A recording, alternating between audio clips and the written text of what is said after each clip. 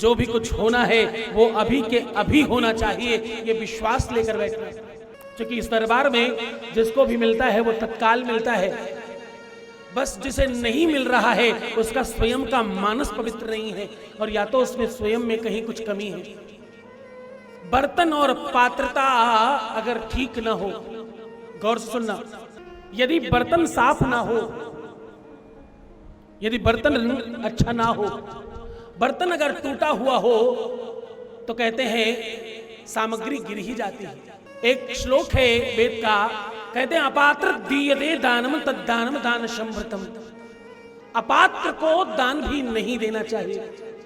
एक बात कहूं, जब भी तुम्हारे सामने कोई हाथ फैलाकर भीख मांगता है, गौर से सुनना, मैं इस व्यासपीठ से बिल्कुल नितांत अपना मत कह रहा हूं, इसे बिल्कुल मेरा मत मानकर और मुझे अबोध मानकर इस बात को सुनना।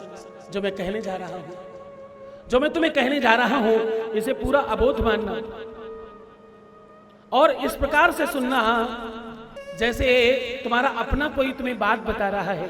ये कथा की बात नहीं, ऐसा न समझना। बस तुम इस प्रकार से सुनना, इस कदर सुनना जैसे तुम्हारा कोई अपना बातों बातों में कुछ कह रहा हो। जब तुम्हारे सामने कोई हाथ फैलाकर भीख मांगे तो कभी कभी तुम्हें दया आती है और तुम दे बैठते हो, और कभी कभी तुम उसे ज्ञान दे बैठते हो। मैं दोनों ही बातों के लिए तुम्हें रोक रहा हूं, ना तो ज्ञान देना और ना तो दान देना उसको। ऐसा क्यों नहीं करना मालूम? ऐसा इसलिए नहीं करना क्योंकि तुम प्रकृति के नियम में बाधा उत्पन्न कर रहे हो। तुम क्या कर रहे हो? तुम प्रकृति के नियम में बाधा उत्पन्न कर रहे हो।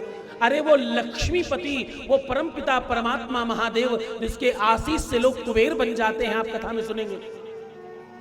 अगर उसे देना होता तो भिखारी बनाकर क्यों पैदा करता और भिखारी बनाकर क्यों रखा होता? जरा विचार करना।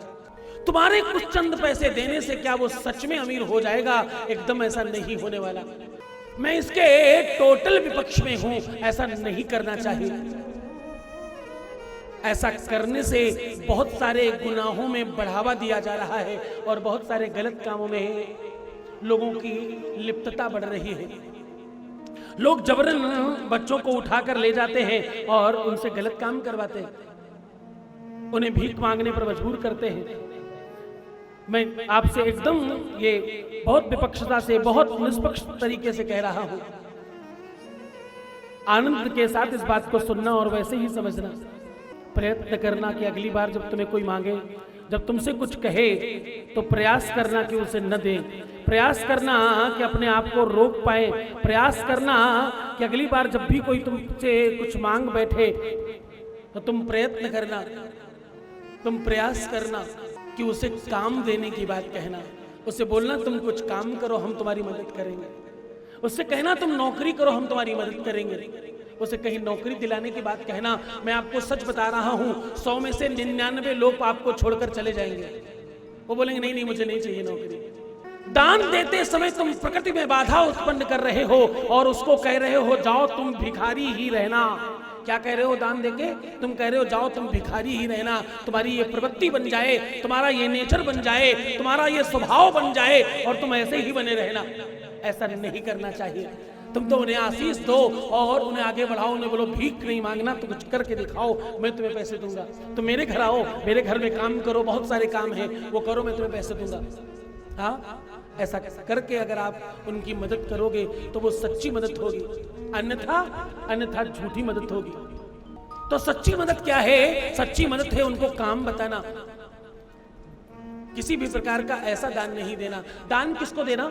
दान देना है श्रेष्ठ जगह में। दान देना है जहां पर तुम्हारा मानस समझ में आए और जहां धर्म हो रहा हो, जहां सत्कर्म हो रहा हो, जहां श्रेष्ठ कार्य हो रहा हो। किसी भूखे को भोजन कराना दया है, दान नहीं है।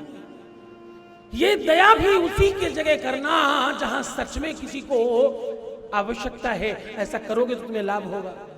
अन्यथा अगर खराब जगह तुम्हारा दान चला जाए तो वो दान भी तुम्हारे लिए अच्छा नहीं होता।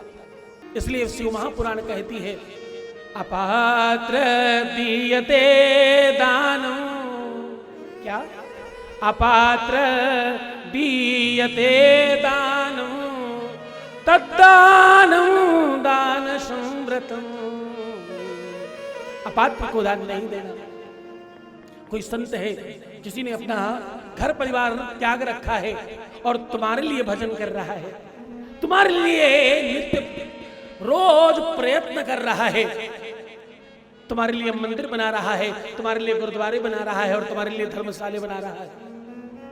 मैं एक बात कहूं, अभी मेरे साथ किसी मंदिर में कुछ लोग दर्शन करने गए, गौर से सुनना, मंदिर देख के सब लोगों ने कहा मंदिर बड़ा सुंदर बना है। मेरे सामने अगर कभी किसी ने यह कह दिया मंदिर सुंदर बना है, तो मैं एक ही प्रश्न करता हूं, इस मंदिर में तुम्हारा योगदान कितना है? यह बहुत सुंदर बना है, पर तुम्हारा योगदान क्या है जरा बताना। किसी संत ने, बेचारे ने पूरे समाज में भीख मांग मांग कर थोड़े थोड़े पैसे जुटाकर इसे बनवाया होगा। तुम कह रहे हो बड़ा सुंदर बना, बस इतना सा बोलने के लिए तुम हो क्या?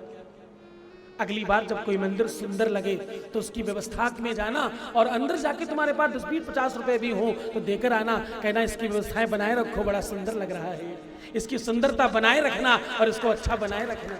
हाँ, उस संत का बल बढ़ाना और उस संस्था को और ज्यादा बलवान करना। कोई अच्छा काम कर रहा है, उसके हाथ पैर मजबूत करो, कमियां नहीं निकालना।